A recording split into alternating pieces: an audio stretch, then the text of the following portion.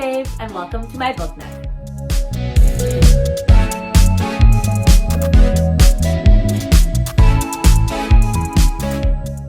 For those new around here, my name's Rainey. I'm a booktuber who loves talking about thriller and horror, sometimes romance, a touch of historical fiction, and I've started recently getting into sci-fi fantasy. So if you're interested in that, stick around, click subscribe, watch videos, all that fun stuff. We typically have videos on Sundays, but for the last couple of days of December, I'm doing a bunch of ones on like best books of 2021, worst books, and end of the year book haul, books I'm excited to read for next year, tier ranking my books, and all of that fun stuff.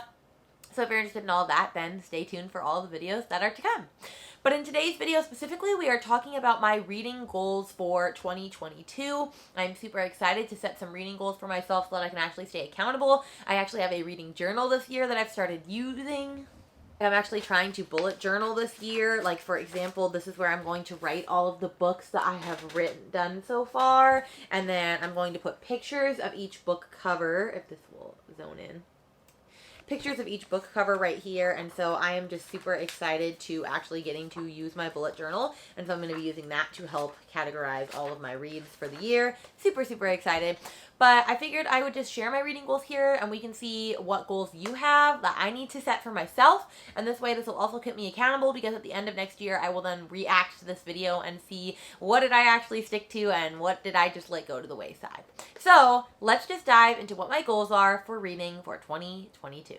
Okay, let's start with the one that everybody wants to know. How many books do I plan on reading in 2022? My first goal is to read 100 books in 2022. I only read 29 at this point, but I will have read 30, which was my goal for this year by the end of this December, so I have 3 days left. Like I've said in many videos, I only started really rereading again back in November, and so I read about 24 of those books in November and December, so I would say that was pretty good. So I think if I can read 24 books in November and December, then I can definitely read 100 books in the year. So I'm super excited to set that goal for myself. I think it's not too hard, but not too easy, and so I'm super excited to see where we land with that. So my first goal is read 100 books. My second goal is for my channel. I would love to have 1,000 subscribers by the end of 2022. I currently have 16, but I've only been doing this for about a month. So I'll take 16 subscribers. I think that's great. But I think if I'm more consistent about it and really find like my niche of like the booktuber space and what I'm interested in, then I think that I'll get more people to follow me. So my goal is for 1,000. I would love for that. I mean, not that monetization matters anyway, because even if you get 1,000 subscribers, it's not like you're making a lot of money on ads, but I would still really love to hit 1,000. So my goal is 1,000. We're going to dream big and live large over here in this household of LaBarton. And so I'm going to have 1,000 subscribers. I'm going to do it, y'all. My third reading goal is to read more nonfiction. I specifically put that I want to read 6 nonfiction books because I didn't want to like go too crazy. It's really funny because my dad only reads nonfiction, and so I'm like, oh, what nonfiction book should I read? And he's like, you should read this, and this, and none of it was very interesting. But I'm going to take him up on it and read some of his nonfiction books because that's all that he reads. And so I'm super excited to read some nonfiction and branch into it. I know there are some really great memoirs I want to read. Like I want to read Michelle Obama's book. I wanted to read, Dave Grohl had a book. His actually was really interesting. I want to read Amy Poehler's Yes Please. I have a couple of memoirs and autobiographies and stuff I want to read, and then just some other ones as well. So yeah, I'm just excited to see what the nonfiction world has to offer me in 2022. But I think 6 is an easy goal to accomplish. It's not too crazy. It would mean like 1 every 2 months, and I think I can most likely dedicate the commitment to that. Another goal for me, my fourth goal in 2022, and let me just say, this one is going to be really hard for me because if you just watched my recent book haul video, then you know that like, that's a struggle, is to not buy a lot of books. Like, seriously limit the amount of books I buy in 2022. I will say, before I started my booktuber journey, I didn't have that many books, and now I have like 3 full bookshelves. So I think it was worth it to get the books that I have now. I don't need any more books though. My husband would agree because we also have another bookshelf out there, but that one's not full, so you never know. But I want to seriously limit what I buy. I only want to buy stuff that I absolutely know I'm going to read ASAP. Like, for example, I'm doing the Jade City read-along with Mel Reads, and I only own the first book. So it would make sense that I would need to buy the second and the third book. I mean, I could just rent them, but, like, if I own the first one, you know? So that makes sense. It doesn't make sense to just buy this book because it's been really seen on Instagram and I really want it. If I really want to read it, just get it from the library, which that is kind of like a sub goal within this, is to utilize my library more and to only buy a book if I absolutely loved it and I want to have it, like after I've borrowed it from the library. Because if I can just borrow it from the library, then I'm not taking money taken out of my account, and then, you know, I have more money. So it's like a sub goal is to utilize my library a lot more, because my library has a lot of stuff. Plus, did you know that libraries will buy books for you? My friend told me that. If you ask for books, they will buy a copy just for you to read. So utilize the library, friends. Do it. My fifth goal is to listen to more audiobooks. I recently got into the audiobook sphere a couple of weeks ago when I was just trying to figure out how booktubers read so much faster. And they were like, oh, it's a mixture of audiobooks and this. And at first, I could not really get behind audiobooks. Like, it was really hard for me to tune in and just listen to audiobooks. But the more I've been doing it, the more I realized, oh, like, it's not actually that hard. And I'm really enjoying it. There's nothing more that I enjoy than putting in some AirPods while I'm, like, doing dishes or laundry, or like something where I'm trying to, like, also do something else. And I can just listen to a book. Because that's how I finished the holiday swap on Christmas Day while I was doing stuff with my family. I was helping cook and doing all these other things. And I'm also listening to the audiobook.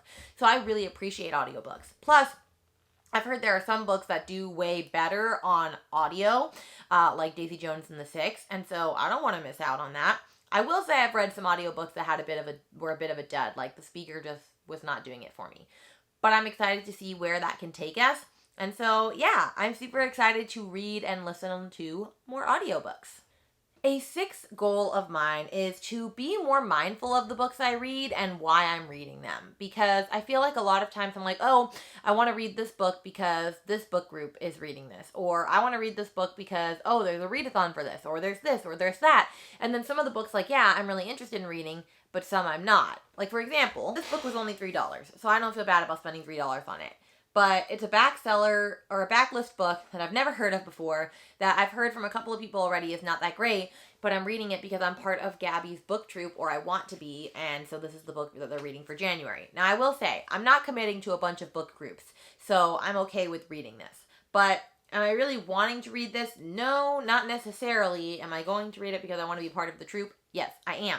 But I need to be more mindful about what I'm reading. Am I reading it because I really want to read it and I'm going to enjoy reading it? Or am I reading it because I think I need to because this group is reading it and I don't want to miss out on that? Or this group is doing this, or this person's doing this? Because I find myself trying to follow too many people. Like, I was looking at my January TBR and I made a new game, which you're going to see in January. I have a new Friends-inspired game of how I'm going to choose my TBR, and I was realizing I wasn't going to even get to use it in January because I already had too many books on my list, because this person's reading this and I'm doing this and I'm doing that. And I realized, like, what of these books did I actually choose for myself to enjoy? None. So I kind of scrapped the January TBR and backtracked on what I'm going to read, so that I actually get to pick some reads that I'm actually really interested in. Like, for example, In My Dreams I Hold a Knife, which I got for Christmas. I've been wanting to read that for forever. You better believe I'm going to read it in January because I'm really stoked to read it. So, yeah, I'm just super excited to be more mindful about what I'm choosing and why I'm reading it. And, like, not, reading a book just because I feel like I have to, or because everybody's read it, or because I want to fit in with everybody else. I want to enjoy what I'm reading, and so I'm excited to make that commitment to myself. I have just a couple more reading goals. Another reading goal, my seventh reading goal, is to DNF books. Now, you might be saying, what do you mean, Rainey? What I mean is, I don't ever DNF books. I feel bad about DNFing books. I feel like it's just rude to DNF a book, and that I can surely survive and finish it, but if I'm not enjoying it, why would I do that to myself? Just like, why did I do that to myself with My Heart as a Chainsaw? I kept saying because I paid full price for it, but you know what? They had a return policy. It was within the range. I could have returned it. I should have. It's too late now. But if you're not enjoying a book, there's not enough time in the world for you to waste to just continue reading a book that you hate. So I've decided, if I get, like, however long the book is, if I get to the 100-page, actually, I'm going to be kind to myself. I feel like 150 pages can really say something, depending on how long the book is. If I get to the 150-page mark and I'm not enjoying this book, and it is boring the crap out of me, and I just can't handle it, I'm going to DNF it, and I'm not going to feel bad about it. Because, you know what? it's okay to DNF books. It just means that book wasn't for you and you can donate it to like a little library or something, and then somebody's going to find it and go, wow, this is an awesome steal. Just like what I'm going to do with My Heart is a Chainsaw, because there's this little library that I took a book from the other day, but I didn't have anything to put in it, which I got The Green Mile by Stephen King, which that was an awesome deal in that little library, and I'm going to go put My Heart is a Chainsaw into it. And that's a brand new book, and someone's going to find it and go, oh my gosh, this is so exciting. So I'm definitely going to start DNFing books. Then the next one is, I'm going to combine the two because it's two genres that I don't really read a lot of that I want to explore more into and see if they could be for me. And so my goal in 2022 is to really read more fantasy and dark romance. So fantasy, I've started diving into. I just read the first book in A Court of Thorns and Roses series, and I'm really enjoying it. I just started The Assassin's Blade by Sarah J. Maas, and I'm really enjoying it. I have a couple of fantasy books, like I got Poppy War as a present, so I want to dive more into fantasy. I think I need to figure out what fantasy I like is really what I'm trying to figure out, because I don't like all fantasy. Like, I want to read a Robin Hobb book and see if that could be for me. I'm going to read Brandon Sanderson's Way of Kings, but I'm not sure if that's going to be for me. And so I'm really excited to see like where my tastes lie within fantasy. And then for dark romance, so whenever I see books that have like a chiseled man on the cover shirtless, or like a girl and a guy, and like you know the difference between like these romance books with covers like this, and then I'll put a picture of one, like these romance books where they look significantly different. And like Chandler Ainsley reads a lot of them, and I've been interested in reading them, but I'm just kind of like not sure if I'm going to like them.